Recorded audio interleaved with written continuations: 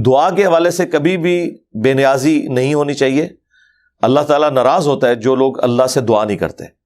قرآن میں اللہ تعالیٰ نے واضح فرمایا قال ربکم ادعونی استجب لکم. تمہارے رب نے یہ حکم فرمایا ہے کہ اے میرے بندو مجھ سے مانگو میں تمہاری دعا کو قبول کروں گا.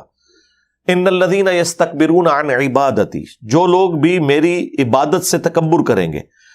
اور عبادت یہاں پہ اللہ تعالیٰ نے دعا کو فرمایا ہے اور نبی علیہ السلام نے یہی دعا سے ریلیٹڈ جو آیت ہے سورہ غافر کی جسے سورۃ المؤمن کہتے ہیں، یہ آیت نمبر 60، یہ تلاوت بھی کی جو جامع ترمذی میں، سنن ابن ماجہ میں، سنن نسائی میں حدیث ہے. الدعاء هو العبادہ، دعا ہی تو عبادت ہے. پھر حضور نے یہی آیت پڑھی ادعونی استجب لکم ان الذین یستکبرون عن عبادتی. اے میرے بندو مجھ سے مانگو میں تمہاری دعا کو قبول کروں گا. جو لوگ بھی میری اس عبادت یعنی دعا مانگنے سے تکبر کریں گے میں انہیں ذلیل و خوار کر کے جہنم میں داخل کروں گا. یعنی اللہ تعالیٰ ناراض ہوتا ہے اس سے جو اللہ سے دعا نہیں مانگتا. یہ ذہن میں رکھیے گا.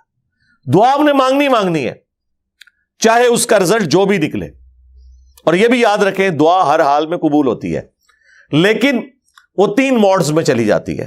وہ جامع ترمذی میں، مسند احمد میں، مشکات میں حدیث موجود ہے کہ دعا کبھی رد نہیں جاتی. یا تو جو آپ نے مانگا ہے وہ آپ کو دے دیا جاتا ہے، یا اس دعا کے بدلے کوئی اللہ تعالیٰ آپ کی تکلیف ٹال دیتا ہے یا آپ کو کوئی اور بہتر چیز دے دیتا ہے، یا پھر وہ دعا قیامت کے دن کے لیے سنبھال کے رکھ دی جاتی ہے، اس کے اگینسٹ نیکیاں ملتی ہیں. کیونکہ دعا خود عبادت ہے نا، تو عبادت کے اگینسٹ نیکیاں تو ملیں گی. تو کبھی بھی دعا خالی نہیں جاتی. ہاں، اس لیے دعاؤں سے اپنے آپ کو بے نیاز نہیں کرنا چاہیے. اللہ تعالیٰ کی ناراضگی کا سبب ہے جو شخص دعا سے کنی کتراتا ہے. اسی لیے دیکھیں کہ ہمارے پروفٹ صلی اللہ علیہ وآلہ وسلم کی پوری مبارک زندگی سینٹرڈ اراؤنڈ گاڈ ہے. کسی موقع پر کوئی دعا نہیں چھوڑی. ٹوائلٹ میں بھی گئے ہیں نا تو بخاری میں آتا ہے اللہم انی اعوذ بک من الخبث والخبائث.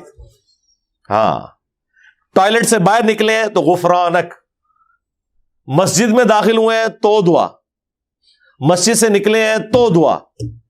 ہر موقع کے اوپر اللہ تعالیٰ کو یاد رکھا ہے تاکہ آپ کا ایک تعلق اللہ تعالیٰ کے ساتھ بنا رہے. تو دعاؤں سے اپنے آپ کو کبھی بے نیاز نہیں کرنا. یہ دعا ہماری ضرورت بھی ہے اور اللہ تعالیٰ کی طرف سے حکم ہے. اور ایسا حکم ہے کہ سورۃ البقرہ کی جو آیت نمبر 186 ہے، سورۃ البقرہ میں اللہ تعالیٰ نے کیا ارشاد فرمایا وَإِذَا سَأَلَكَ عِبَادِي عَنِّي فَإِنِّي قَرِيبٌ. اور اے میرے محبوب صلی اللہ علیہ وآلہ وسلم جب میرے بندے آپ سے میرے بارے میں پوچھتے ہیں نا تو آپ فرمائیے کہ میں تمہارے بالکل قریب ہوں. اجیب الدعوۃ الداعی اذا دعان. ہر پکارنے والے کی پکار کو سنتا ہوں جب وہ مجھے پکارتا ہے. لیکن فَلْيَسْتَجِيبُوا لِي وَلْيُؤْمِنُوا بِي لَعَلَّهُمْ يَرْشُدُونَ. انہیں بھی چاہیے کہ وہ میرا حکم مانے اور مجھ پر ایمان لائیں جیسا کہ ایمان لانے کا حق ہے تاکہ یہ رشد و ہدایت پا سکے. یہ ون وے ٹریفک نہیں ہے. لیکن یہاں پہ اللہ تعالیٰ نے فرمایا ہے کہ میرے اور میرے بندوں کے درمیان کوئی اور واسطہ نہیں ہے. ڈائریکٹ مجھ سے دعا مانگے. وہ ٹھیک ہے جامعہ ترمذی میں 2 احادیث موجود ہیں کہ جو شخص اللہ کا ذکر اور درود شریف پڑھ کر اللہ کی طرف متوجہ ہوتا ہے اللہ تعالیٰ اسے کبھی محروم نہیں لوٹاتا. وہ تو دعا کا پروٹوکول ہے کہ آپ نے پہلے اللہ کی حمد کرنی ہے اس کے بعد درود شریف پڑھنا ہے. لیکن خالق اور مخلوق کے درمیان کوئی اور واسطہ نہیں ہے. اس حوالے سے ہر شخص اللہ تعالیٰ سے ڈائریکٹ دعا کر سکتا ہے. اس کو ہمارے استاد ڈاکٹر اسرار صاحب کہا کرتے تھے یہ انسانیت کا میگنا کارٹا ہے. وہ گریٹ برٹن جو تھی نا امپائر، ان کے جو کنگز تھے نا انہوں نے جو اپنا آئین تھا نا اس میں میگنا کارٹا رکھا تھا کہ ہر رعایا میں سے شخص اپنے حکمران سے جا کے سوال کر سکتا ہے. تو یہ انسانیت کا میگنا کارٹا ہے وَإِذَا سَأَلَكَ عِبَادِي عَنِّي فَإِنِّي قَرِيبٌ. اور نہج البلاغہ میں مولا علی علیہ السلام کی ایک نصیحت ہے اپنے بیٹے حسن ابن علی کو، اور وہ کلیئر کٹ شرک کا دروازہ اکھاڑ کے رکھ دیتی ہے کہ اے میرے بیٹے جب بھی تو نے مانگنا ہے تو اللہ ہی سے مانگنا ہے. یاد رکھنا حسن، اللہ نے اپنی بارگاہ کے لیے کوئی دربان بھی مقرر نہیں کیا ہوا کہ جس سے اجازت لے کے تم نے اللہ کے پاس جانا ہے. یہ مولا علی مولا حسن کو نصیحت کر رہے ہیں اور دیکھ لیں ان کے نام کے اوپر لوگ یا علی مدد کہہ رہے ہیں. مولا علی تو بری ہیں اس شرک سے جو لوگوں نے ان کی طرف منسوب کیا, جس طرح عیسیٰ ابن مریم بری ہیں اس شرک سے جو لوگوں نے ان کی طرف منسوب کیا. یعنی مولا علی تو اپنے بیٹے کو کہہ رہے ہیں کہ کوئی دربان بھی نہیں ہے اللہ کا, جب بھی دعا کرنی ہے اسی سے کرنی ہے. تو مولا علی نے تو نہیں کہا کہ تو نے میرا بیچ میں واسطہ ڈال لینا اپنے باپ کا یا اپنے نانا کا, کوئی نہیں. کوئی ایک آیت, کوئی ایک حدیث ایسی نہیں موجود, نہ سنیوں کے ہاں نہ شیعہ کے ہاں, جس میں ہو کہ آپ نے بیچ میں بندہ کوئی اس طریقے سے داخل کرنا ہے. ہاں وسیلہ اور توسل کے طور پر آپ کسی نیک آدمی سے دعا کروائیں وہ الگ بات, وہ تو آپ کروا سکتے ہیں, لیکن اللہ اور مخلوق کے درمیان کوئی واسطہ اس حوالے سے کوئی نہیں ہے. قرآن کی ساری دعائیں ربنا سے شروع ہوتی ہیں.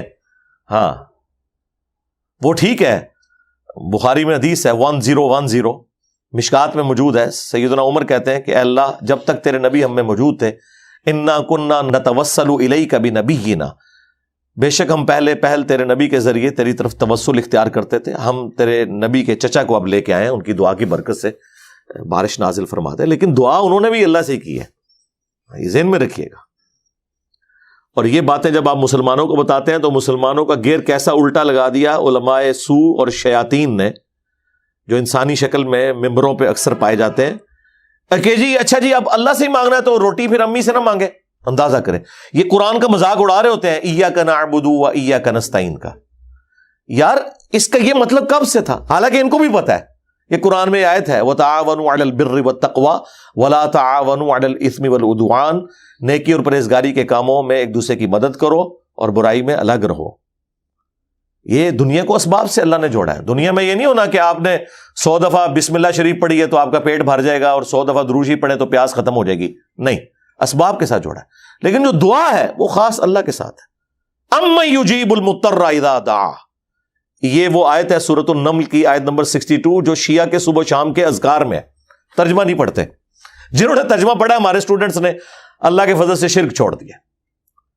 بھلا بتاؤ تو کون ہے جو مصیبت اور پریشانی میں گھرے ہوئے شخص کی فریاد کو سنتا ہے, وہ یکشف السوء اور اس سے اس کی تکلیف کو دور کر دیتا ہے, وَيَجْعَلُكُمْ خُلَفَاءَ الْأَرْضِ اور زمین پر تمہیں اگلوں کا خلیفہ کرتا ہے.